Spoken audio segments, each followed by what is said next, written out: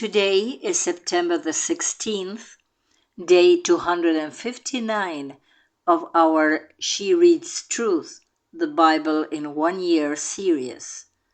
Today we will be reading Isaiah chapter 37 and chapter 38, and Acts chapter 27, verses 1 through 26. Isaiah chapter 37. As soon as King Hezekiah heard it, he tore his clothes and covered himself with sackcloth and went into the house of the Lord. And he sent Eliakim, who was over the household, and Shebna, the secretary, and the senior priests, covered with sackcloth, to the prophet Isaiah, the son of Amoz. They said to him, "Thus says Hezekiah, this day is a day of distress, of rebuke, and of disgrace. Children have come to the point of birth, and there is no strength to bring them forth. It may be that the Lord your God will hear the words of the Rabshakeh, whom his master, the king of Assyria, has sent to mock the living God, and will rebuke the words that the Lord your God has heard. Therefore, lift up your prayer for the remnant that is left."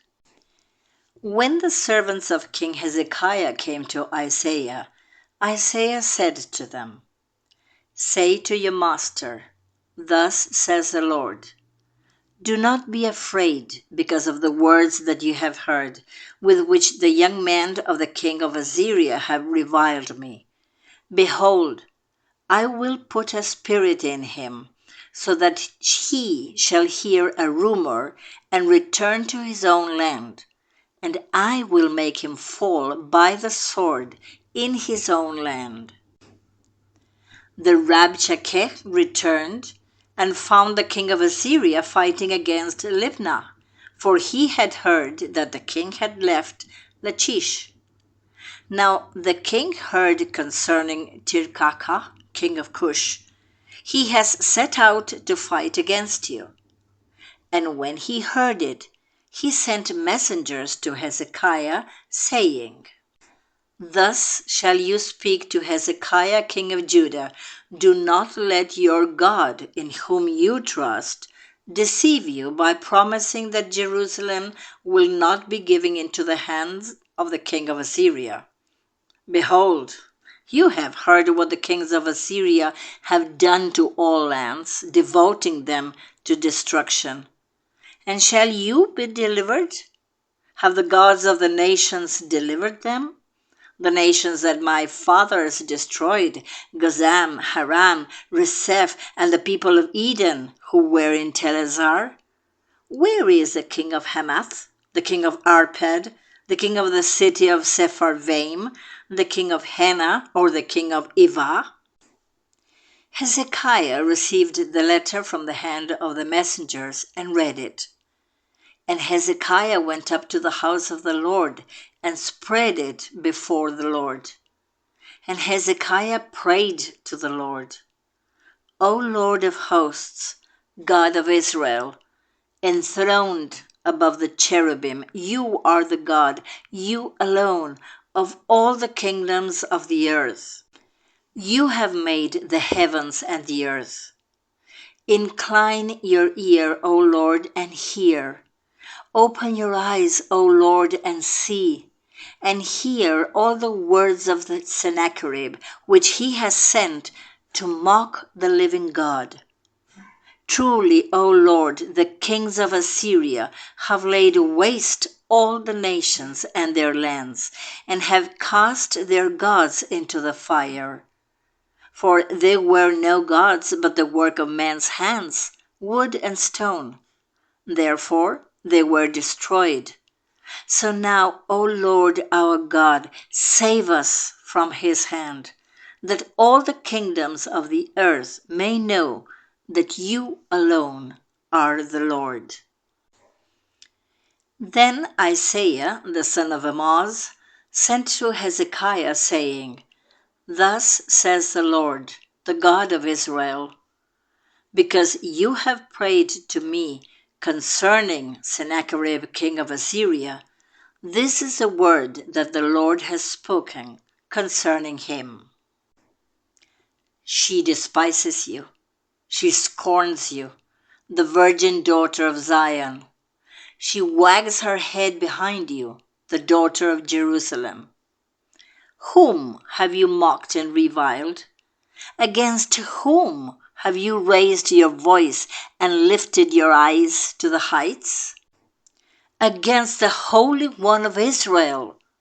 By your servants you have mocked the Lord, and you have said, with my many chariots I have gone up the heights of the mountains, to the far recesses of Lebanon, to cut down its tallest cedars, its choicest cypresses, to come to its remotest height, its most fruitful forest.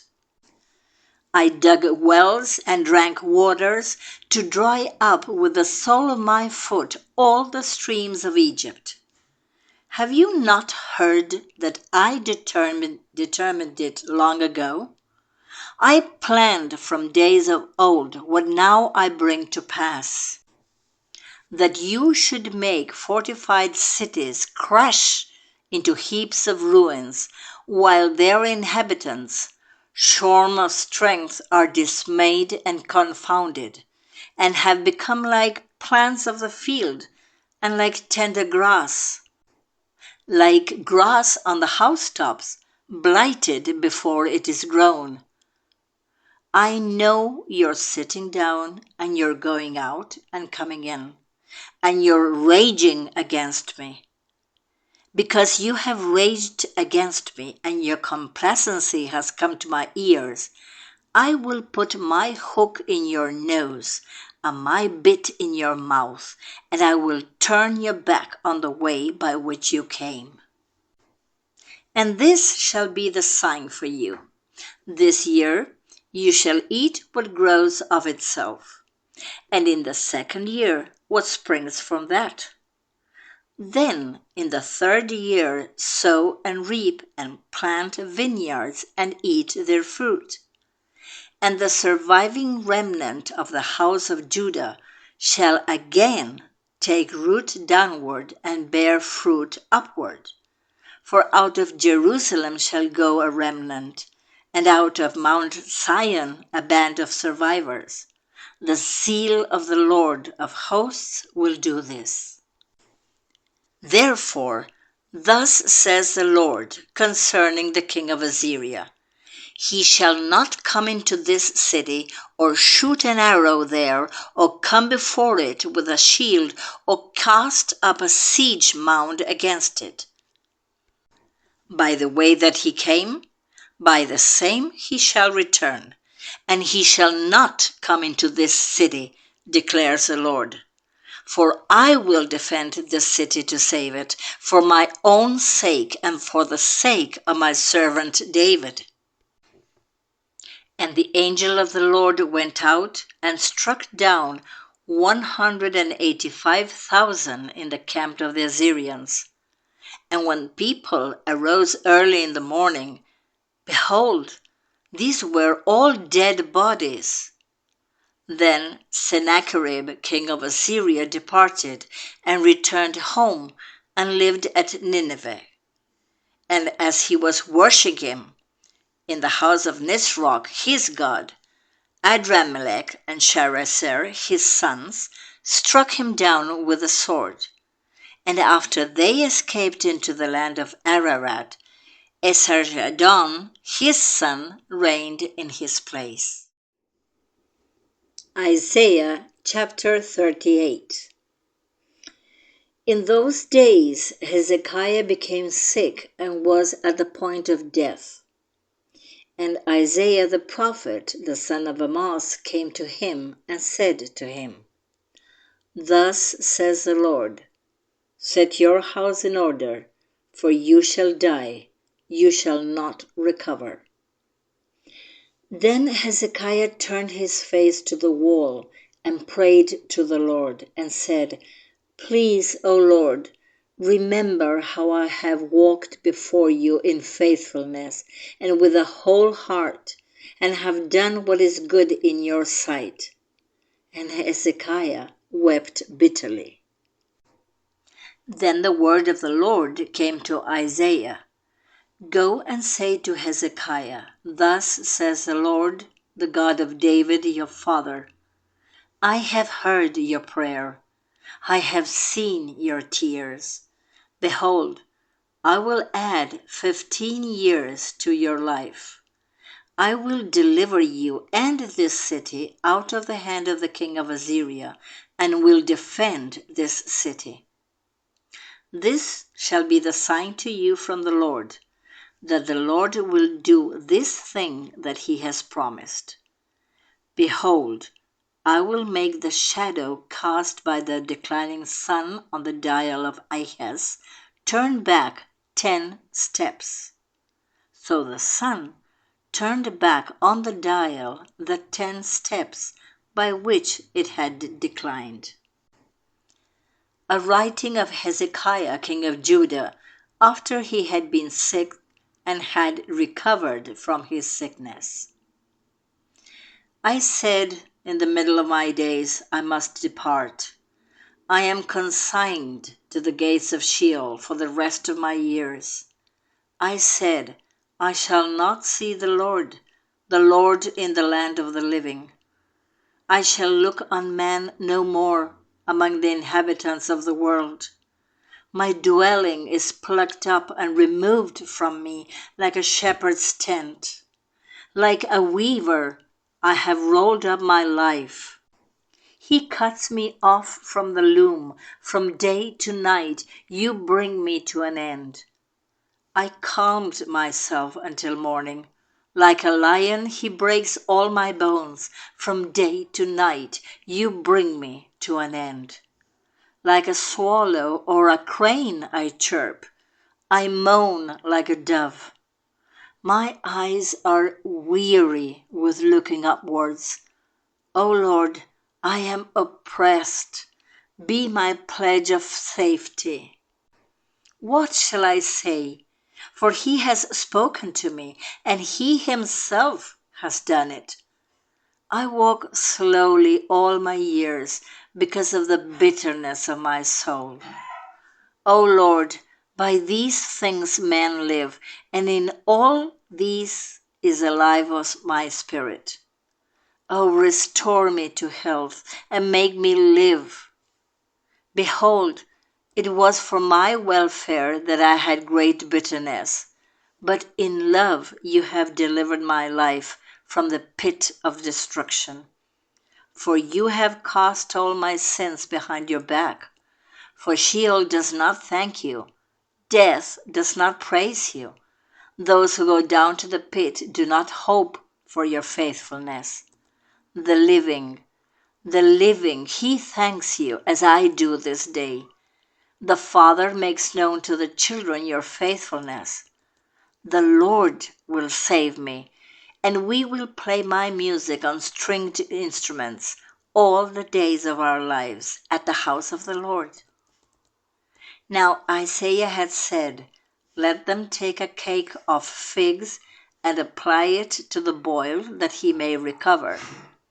Hezekiah also had said, What is a sign that I shall go up to the house of the Lord? Acts chapter 27, verses 1 through 26.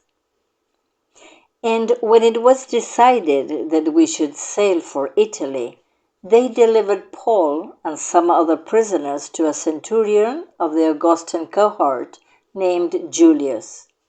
And embarking in a ship of Adramyttium, which was about to sail to the ports along the coast of Asia, we put to sea, accompanied by Aristarchus, a Macedonian from Thessalonica. The next day we put in at Sidon, and Julius treated Paul kindly and gave him leave to go to his friends and be cared for. And putting out to sea from there, we sailed under the lee of Cyprus, because the winds were against us. And when we had sailed across the open sea along the coast of Cilicia and Pamphylia, we came to Myra in Lycia. There the centurion found a ship of Alexandria sailing for Italy and put us on board. We sailed slowly for a number of days and arrived with difficulty off Cnidus, and as the wind did not allow us to go farther, we sailed under the lee of Crete off Salmon. Coasting along it with difficulty, we came to a place called Fair Havens, near which was the city of Lycia. Since much time had passed and the voyage was now dangerous because even the fast was already over, Paul advised them, saying, Sirs, I perceive that the voyage will be with injury and much loss, not only of the cargo and the ship, but also of our lives. But the centurion paid more attention to the pilot and to the owner of the ship than to what Paul said. And because the harbor was not suitable to spend the winter in, the majority decided to put out to sea from there, on the chance that somehow they could reach Phoenix, a harbor of Crete, facing both southwest and northwest, and spend the winter there. Now, when the south wind blew gently, supposing that they had obtained their purpose, they weighed anchor and sailed along Crete, close to the shore. But soon a tempestuous wind called the northeastern struck down from the land, and when the ship was caught and could not face the wind, we gave way to it and were driven along. Running under the lee of a small island called Cauda, we managed with difficulty to secure the ship's boat. After hoisting it up, they used supports to undergird the ship. Then, fearing that they would run aground on the Syrtis, they lowered the gear, and thus they were driven along. Since we were violently storm-tossed, they began the next day to jettison the cargo, and on the third day they threw the ship's tackle overboard with their own hands. When neither sun nor stars appeared for many days and no small tempest lay on us, all hope of our being saved was at last abandoned. Since they had been without food for a long time, Paul stood up among them and said, Men, you should have listened to me and not have set sail from Crete and incurred this injury and loss. Yet now I urge you to take heart, for there will be no loss of life among you, but only of the ship. For this very night there stood before me an angel of the God to whom I belong and whom I worship, and he said, Do not be afraid, Paul. You must stand before Caesar. And behold, God has granted you all those who sail with you. So take heart, men, for I have faith in God that it will be exactly as I have been told. But we must run aground on some island.